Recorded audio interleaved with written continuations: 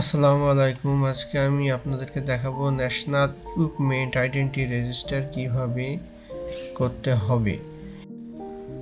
স্ক্রিনে দেয়া অ্যাড্রেসে আপনারা প্রথমে যাবেন, তারপরে উপরে রেজিস্টার বাটনে ক্লিক করলে এমন একটি ফর্ম আসবে, সেখানে আপনাদের প্রয়োজনীয় তথ্যগুলো ফিল আপ করবেন। সেক্ষেত্রে আপনাদের কিছু নিয়ম ফলো করতে হবে, যেমন নামের বানানে কোনো স্পেস দেওয়া যাবে না। রেজিস্ট্রেশনের ক্ষেত্রে যে ধরনের ডকুমেন্ট ব্যবহার করবেন তার লাস্ট 4 ডিজিট আপনাদেরকে এখানে ইনপুট করতে হবে। খেয়াল রাখতে হবে স্মার্ট এনআইডির ক্ষেত্রে অবশ্যই স্মার্ট এনআইডির লাস্ট 4 ডিজিট এবং নর্মাল এনআইডির ক্ষেত্রে লাস্ট 4 ডিজিট। একটি ভ্যালিড ফোন নাম্বার ব্যবহার করতে হবে, যাতে একটি ওটিপি আসবে, যেটি আপনার রেজিস্ট্রেশনের জন্য খুবই গুরুত্বপূর্ণ। পাসওয়ার্ড সেট করার ক্ষেত্রে অবশ্যই স্ট্যান্ডার্ড ফরম্যাট ব্যবহার করতে হবে এবং আপনাকে নির্দেশনা দেওয়া হবে কী ধরনের পাসওয়ার্ড আপনি ব্যবহার করতে পারবেন। ওটিপি আসলে আপনি ওটিপি দিয়ে এটিকে ভেরিফিকেশান করবেন এবং ভেরিফিকেশান করার পরে আপনার ইউজার নেম এবং পাসওয়ার্ড দিয়ে আবার এখানে লগ ইন করলে মেইন ড্যাশবোর্ডে আপনি প্রবেশ করতে পারবেন।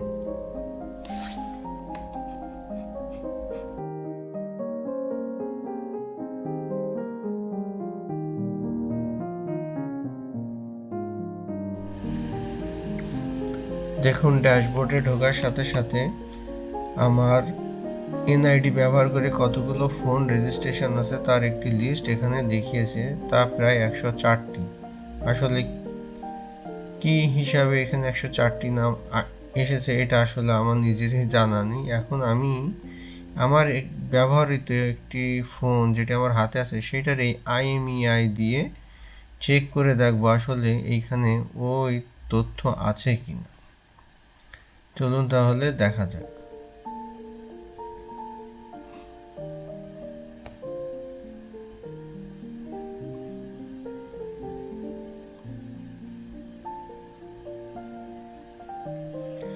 আমার ফোনের IMEIটা দিয়ে দেখলাম যে সেটি এখানে নেই, কিন্তু এটা তো আসলে বিশ্বাসযোগ্য না। পরে আমি আরেকটু যাচাই বাছাই করে দেখলাম এখানে যে IMEI নাম্বারগুলো আছে সেগুলো ফোনের থেকে 1 ডিজিট কম। তো পরবর্তীতে আমি আবার ট্রাই করলাম, ট্রাই করে দেখি যে 1 ডিজিট কম দিলে বর্তমান আমার ব্যবহৃত ফোনটি এখানে দেখাচ্ছে।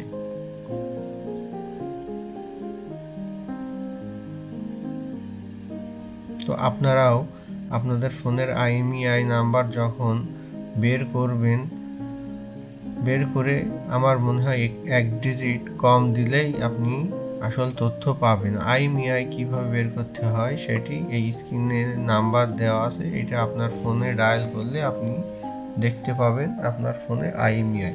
যে ফোনগুলো 2টি সিম ব্যবহার করা হয় সেই ফোনে 2টি করে IMEI নাম্বার শো করবে।